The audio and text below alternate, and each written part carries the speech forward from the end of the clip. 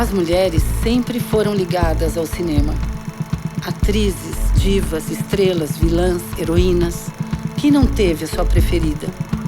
Mas poucos sabem que nós, mulheres, sempre estivemos atrás das câmeras. Como autoras, contamos nossas histórias e criamos maneiras de contá-las. Trabalhamos nas produções dos filmes desde os primórdios da indústria até os dias de hoje. Convido vocês a conhecer a história do audiovisual brasileiro a partir da produção das mulheres.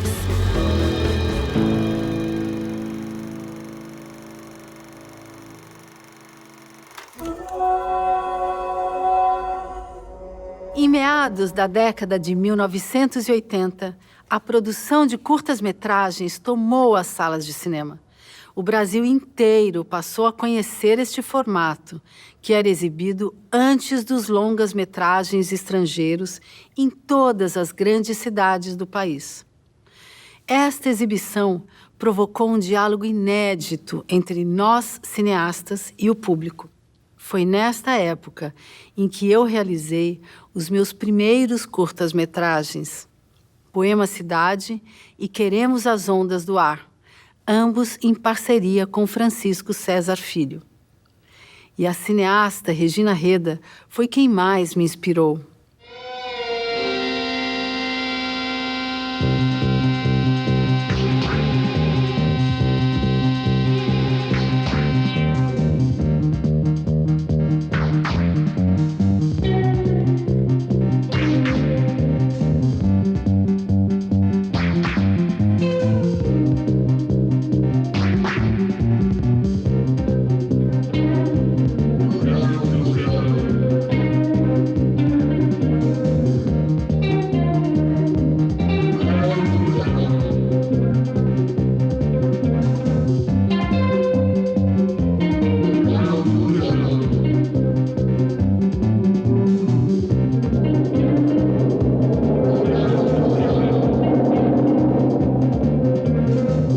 Regina Reda começou a fazer seus curtas-metragens na Escola de Comunicações e Artes da Universidade de São Paulo, a ECA-USP, no começo dos anos 80.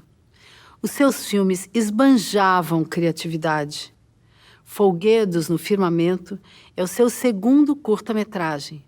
Foi premiado no Festival de Gramado e chegou ao público contagiando a todos com seu bom humor. No final dos anos 80, a gente tem o que a gente chama de primavera dos curtas. Quer dizer, a gente tem o curta-metragem nas salas de cinema sendo exibidos. A gente teve um tríplice empate entre os curtas no Festival de Gramado, que na época era o festival mais importante de cinema brasileiro, e uma presença do curta-metragem nas telas, né? Por que isso aconteceu? Porque a gente tinha uma lei do curta, chamava Lei do Curta, que dizia que todo filme estrangeiro deveria ser acompanhado de um curta-metragem brasileiro. Então, eu, por exemplo, produzi um curta que foi exibido junto com o Spielberg. Todo mundo viu. Então, você chegava, as pessoas falavam, nossa, vi um curta, vi seu nome na tela. Os curtas-metragens eram feitos para o público. Você tinha uma coluna de crítica na Folha de São Paulo para ver que curta estava passando em que cinema.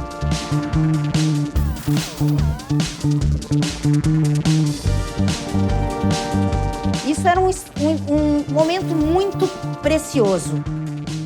Não, aqui não, Fujiro. Só depois do noivado.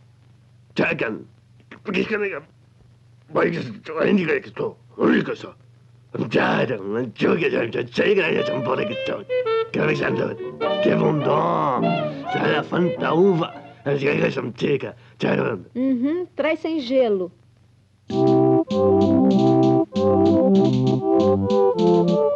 Vocês estão vendo a corajosa aviadora paulista Ada Rogato, a primeira mulher a pilotar sozinha um precário aviãozinho em torno das 3 Américas. O bom humor e a paródia também fizeram parte da linguagem de Eliana Fonseca e Karl Hamburger.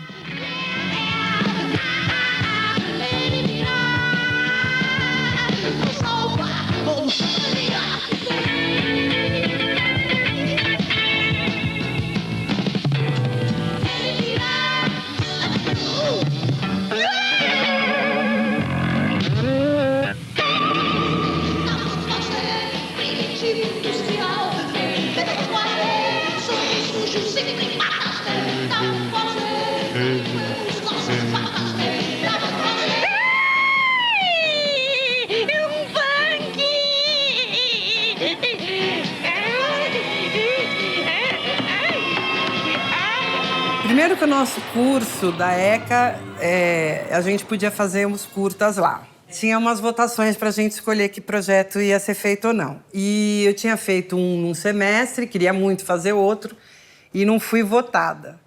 E fiquei arrasada com isso. Falei, cara, eu quero fazer. Aí eu fui aqui na Praça Pan-Americana com o Michael, que tinha o restaurante Wells. Era a época dos punks. E o Michael ficava brincando, vem aí, Frankenstein Punk, vem aí, Frankenstein Punk, vem aí, Frankenstein Punk. Aí eu falei para ele, cara, vamos fazer esse filme, Frankenstein Punk, vamos fazer em animação, porque ele tinha feito o Bummer Sack com a Ana Mara Abreu.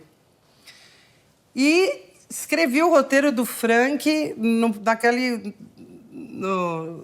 jogo americano de papelão, e o dia seguinte podia entregar projeto de animação para o Tassara. E entreguei, o Tassara adorou, pirou com o projeto. E a gente fez o Frankenstein. Aí eu chamei o Cal, porque ele tinha feito animação no Bummer Sack. Puta, quando o Frankenstein ficou pronto, ganhou tudo quanto foi prêmio. Foi uma coisa que as pessoas ficaram muito enlouquecidas com o filme. Eu lembro de ver uma sessão do Frankenstein no Rio de Janeiro, que as pessoas nem sabiam que eu estava lá, que acabou a sessão, as pessoas levantaram e aplaudiram de pé o filme. A gente fala até que foi um ressurgimento do curta, né? Começaram a surgir, a pipocar filmes muito, muito bons. E eram os curtas, assim. Tanto que eu, quando comecei a fazer, eu não pensava no curta como um caminho para o longa. Eu pensava no curta como linguagem de curta. O modelo de produção criado pela ditadura civil-militar estava sendo questionado. E assim, a produção de longas-metragens realizados através da Embrafilme e da Boca do Lixo. O cinema brasileiro sofria uma campanha sistemática de desqualificação.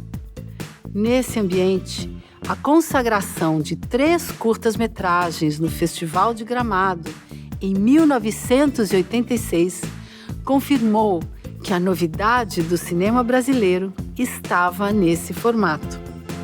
O público, o júri e a crítica foram unânimes.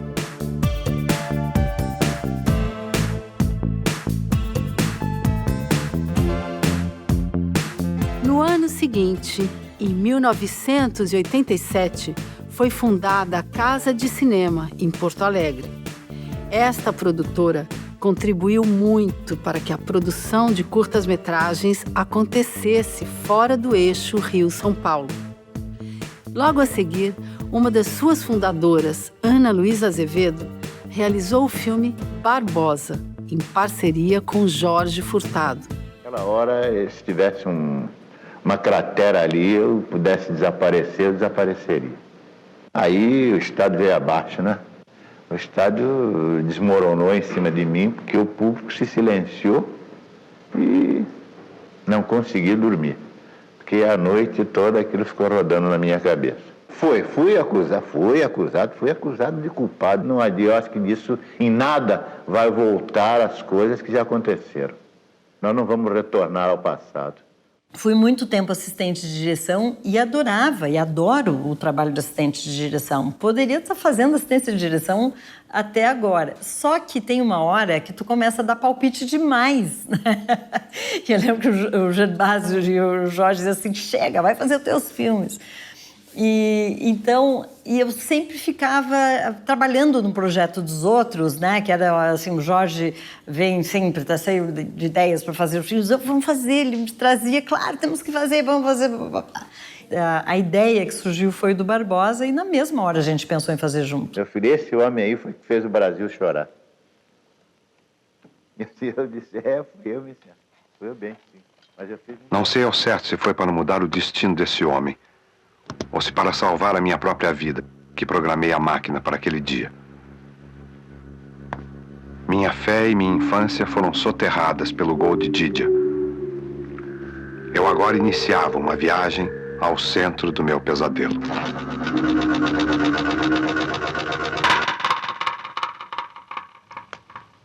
O Ivan Pinheiro Machado, que era dono da LPM, estava lançando um livro do Perdigão sobre a Copa de 50. E o Ivan estava nos contando, porque ele juntou todos os jogadores que ainda eram vivos da Copa para fazer o lançamento do livro. E ele contando para mim e para o Jorge do Barbosa. E aí o Ivan é muito dramático, então ele tem umas mãos enormes, todas quebradas, não sei o quê. E nos contou a história do Barbosa. E eu e o Jorge saímos dali e disse, nossa, isso é uma história de um curta-metragem. É um conto do Perdigão dentro do livro, que é a história do curta. E aí fizemos o curta, que era essa ideia, assim, de ter a parte da ficção, que era a história do Perdigão, do menino que voltava, né? Aquele dia, que foi o dia dramático para ele, e junto com a entrevista do Barbosa contando o que significou para ele aquele dia.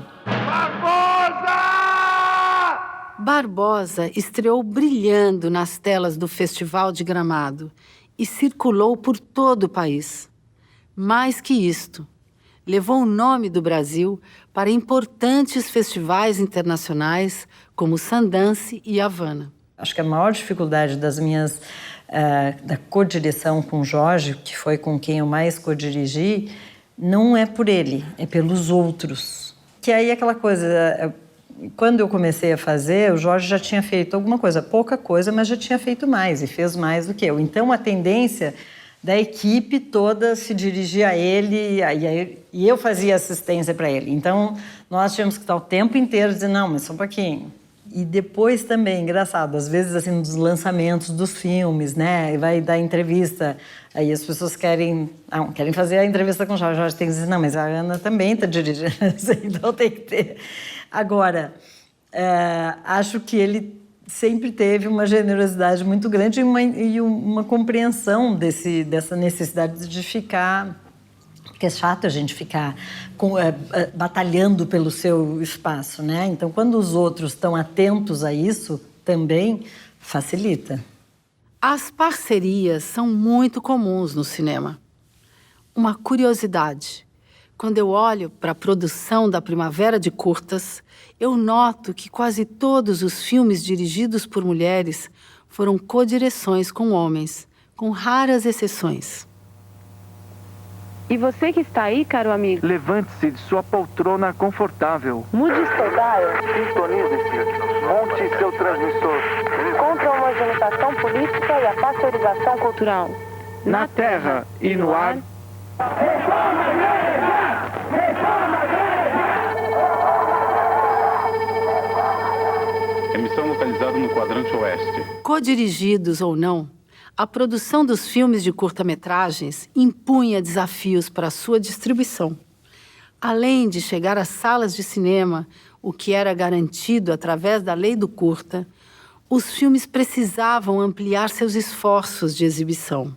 A gente criou a Casa de Cinema, a ideia era também distribuir os curtas. Porque todo mundo fazia, ou o que se fazia, todo mundo fazia, tinha as latas embaixo do colchão, e sei lá o que, e onde é que está? Como é que faz para exibir? Então, a gente resolveu criar, com a Casa de Cinema, a distribuidora de curtas que a gente era trabalhar, criar, propor mostras, fazer... Então, a gente estabeleceu uma tabela, brigávamos muito com o CTAV para que eles não dessem filme de graça, que tinham que cobrar. Esse era nosso produto de trabalho. Então, conseguiu se estabelecer uma rede assim, de distribuição.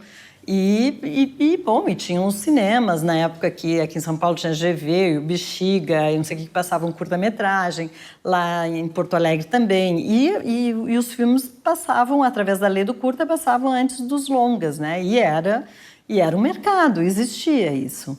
E nesse momento a gente conseguiu, assim, através das ABDs e das entidades, lá nós era a PTC, ir aperfeiçoando a lei do curta, que era, então tinham os editais, depois os filmes tinham, eles podiam ter até 15 minutos para ir para o cinema e tinham um retorno, um prêmio, né? Então a gente fazia curta, ficava devendo, para quando ele fosse para o cinema ele se pagava aquelas dívidas.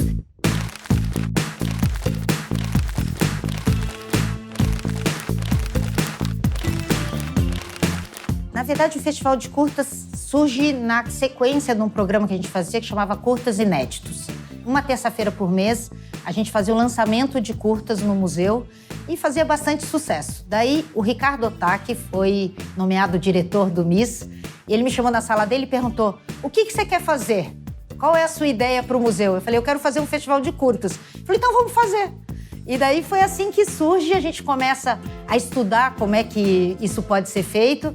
E os princípios eram um intercâmbio entre a produção internacional e a produção brasileira, que a gente pudesse convidar pessoas de fora para assistir os filmes brasileiros em sala e com público, porque na época estávamos falando de videocassete, mandado pelo correio para um festival, exibido numa televisão com pouca qualidade.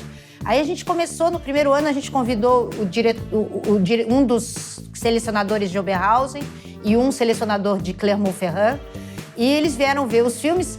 E foi bem interessante, porque a gente começou a conseguir circular os filmes. Quando o festival surge, quer dizer, que surge na minha vida, está fazendo 30 anos em 2019, ele surge justamente para ser uma vitrine desses novos talentos. Então, em 91, a gente faz o primeiro ano, né, do festival. E, enfim, no Museu da Imagem e do Som, um festival pequenininho, enchia um pouco a sala. No segundo ano, estava a fila fora do museu. No terceiro ano, a fila ia até a banca de jornal. E aí, a gente espalhou o festival pela cidade. Na época, a gente exibia todos os curtas produzidos e finalizados no ano. Não tinha seleção no festival. Eles eram mais ou menos 100, 90, 110. Era nessa base. Hoje são 600.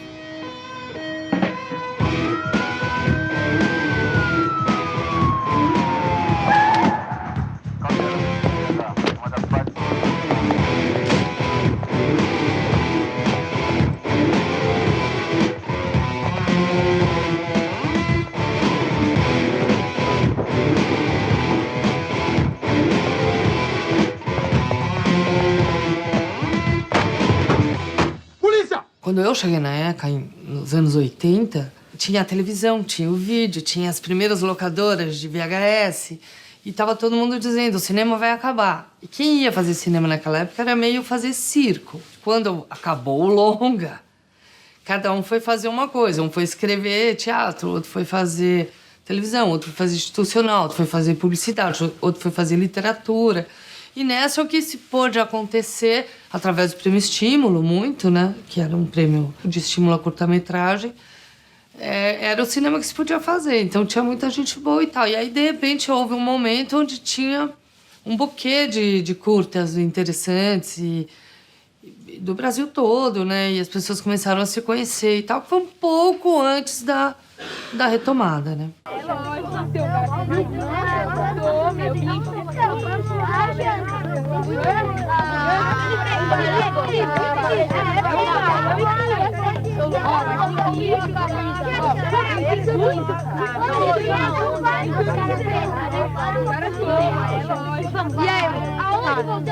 E aí, chega aí, Xuxa! Vem! Certo! Vai, Renato, vamos! Ai, puta. Chega aí, Feijão! Vai, Cacá, corre! Dunga! Denner, vem! Chega aí, Montanha! Vem, Marcos, vai! Vem, Lipe! Vai, vamos jogar! Vamos jogar!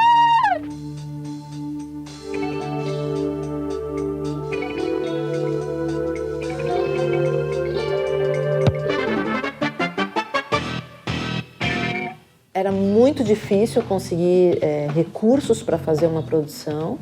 Eu só lembro, na verdade, desse prêmio da Secretaria de Estado da Cultura, que era o prêmio Estímulo, muito concorrido, mas era a única forma de você fazer algo com recursos e para você fazer uma produção com um acabamento mais profissional. E todo mundo mandava os projetos e eu lembro, então, de escrever o roteiro do Cartão Vermelho, inspirado num conto da Jane Malaquias. E quando ganhou, eu ainda estava na FAAP, eu estava na faculdade.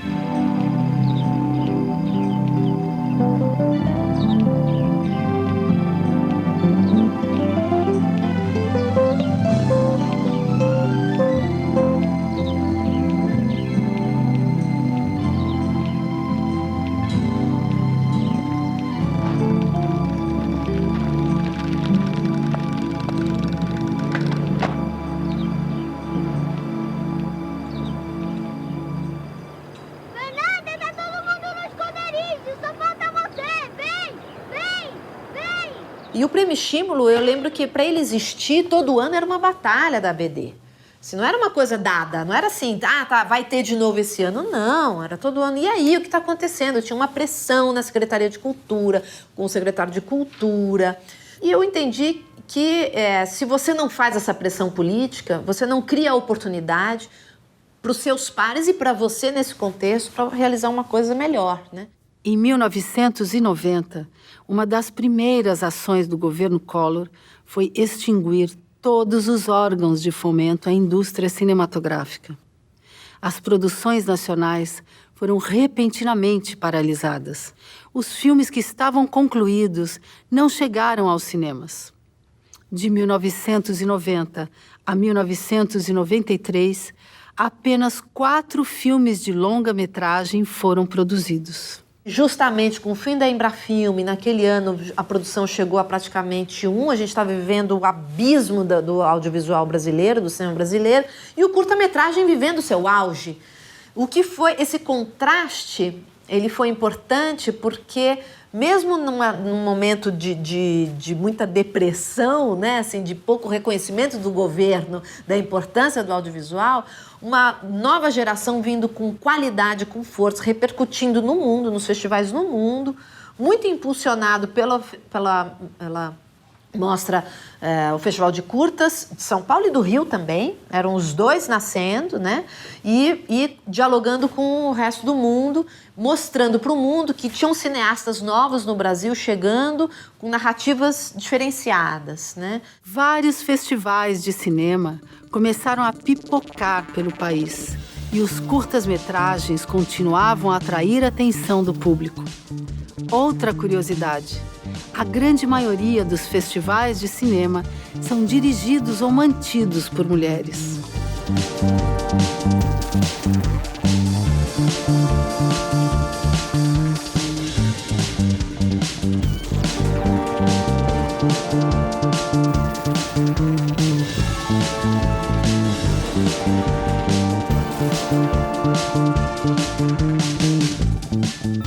O que acontece hoje? O curta-metragem é um formato muito adequado para as novas mídias.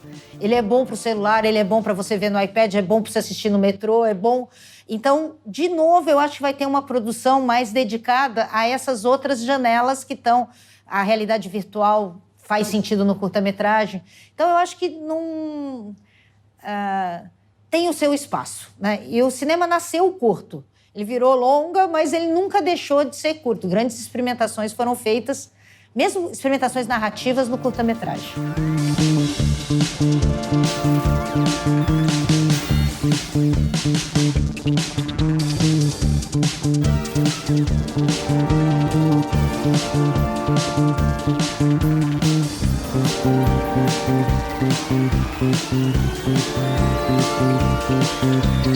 A maior parte das diretoras da Primavera dos Curtas seguiu com suas carreiras, trabalhando com cinema ou TV.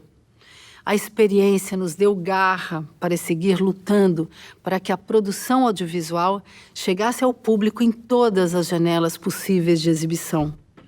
O audiovisual brasileiro e seu público tornaram-se cada vez mais indissociáveis.